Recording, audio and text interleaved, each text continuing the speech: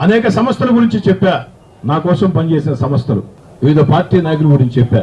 పేర్లు చెప్పాలంటే కొన్ని వందలు, 50లు, 10లు రకరకాల స్థాయిలో ఉంటాయి కాబట్టి క్లస్టర్ ఇన్ఛార్జి దగ్గర బూత్ ఇన్ఛార్జి దాకా. కానీ ఒక్క వ్యక్తి గురించి చెప్పుకుంటే దేవుడు నన్ను క్షమించడు. ఎందుకంటే ఆ వ్యక్తి బయటవాడు అయి ఉంటే ఎప్పుడో చెప్పుండేవాడిని.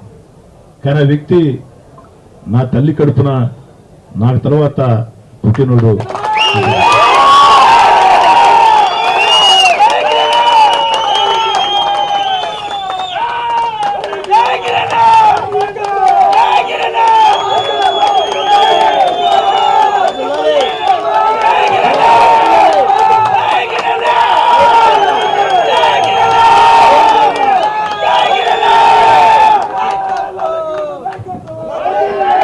నా తమ్ముడు